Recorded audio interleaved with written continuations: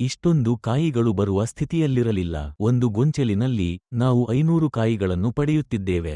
10 ವರ್ಷಗಳ ನಂತರವೇ ಅದು ಸರಿಯಾಗಿ ಕಾಯಿಗಳನ್ನು ಬಿಡಲು ಪ್ರಾರಂಭಿಸಿದೆ. ಈ ಬಾರಿ ಕೊಕೊಮ್ಯಾಕ್ಸ್ ಬಳಸಿದ ನಂತರ ಈ ವರ್ಷ ಅಡಿಕೆ ಮರವು ಚೆನ್ನಾಗಿ ಇಳುವರಿ ನೀಡಿದೆ. ಕಳೆದ ವರ್ಷಕ್ಕೆ ಹೋಲಿಸಿದರೆ ಇಳುವರಿ ದ್ವಿಗುಣಗೊಂಡಿದೆ. ಆ ಮರವು ಈಗ ಹೆಚ್ಚಿನ ಸಂಖ್ಯೆಯ ಕಾಯಿಗಳನ್ನು ನೀಡುತ್ತಿದೆ. 3 ಗೊಂಚಲಿನಲ್ಲಿ ಅಡಿಕೆ ಮರದ ಕಾಯಿಗಳು ಹಣ್ಣಾಗುತ್ತಾ ಉದುರುತ್ತಿದ್ದವು.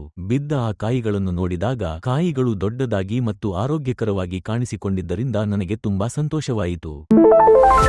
ನಮಸ್ಕಾರ, ನನ್ನ ಹೆಸರು ಕಣ್ಣನ್. ಈ ಸ್ಥಳವು ಪಾಲಕ್ಕಾಡ್ ಜಿಲ್ಲೆಯ ಕಿಳಕ್ಕಂಚೇರಿ ಪಂಚಾಯತ್ನಲ್ಲಿದೆ.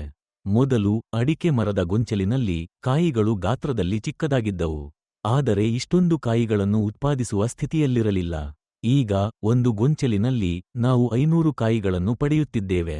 10 ವರ್ಷಗಳ ನಂತರವೇ ಅದು ಸರಿಯಾಗಿ ಕಾಯಿಗಳನ್ನು ಬಿಡಲು ಪ್ರಾರಂಭಿಸಿದೆ. ಈ ಬಾರಿ ಕೊಕೊಮ್ಯಾಕ್ಸ್ ಬಳಸಿದ ನಂತರ ಈ ವರ್ಷ ಅಡಿಕೆ ಮರವು ಉತ್ತಮ ಇಳುವರಿ ನೀಡಿದೆ. ಕಳೆದ ವರ್ಷಕ್ಕೆ ಹೋಲಿಸಿದರೆ ಇಳುವರಿ ದ್ವಿಗುಣಗೊಂಡಿದೆ. 1 ಲೀಟರ್ ಕೊಕೊಮ್ಯಾಕ್ಸ್ ಅನ್ನು 10 ಲೀಟರ್ ನೀರಿನೊಂದಿಗೆ ಬೆರೆಸಿ ತೇವಾಂಶವುಳ್ಳ ಮಣ್ಣಿನಲ್ಲಿ ಸುರಿದರೆ ಫಲಿತಾಂಶವು ಉತ್ತಮವಾಗಿರುತ್ತದೆ. ಮೊದಲ ಬಾರಿಗೆ ನೀಡಿದ ನಂತರ ಮುಂದಿನ ತಿಂಗಳು ನಾವು ಅದನ್ನು ಮತ್ತೆ ನೀಡಿದ್ದೇವೆ. ಈ ರೀತಿಯಾಗಿ ನಾನು 3 ತಿಂಗಳಿನಿಂದ ನಿರಂತರವಾಗಿ ಕೊಕೊಮ್ಯಾಕ್ಸ್ ಅನ್ನು ಬಳಸುತ್ತಿದ್ದೇನೆ.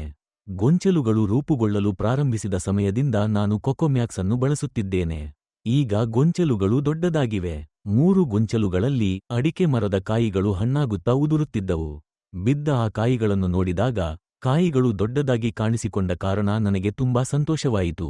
ಧನ್ಯವಾದಗಳು.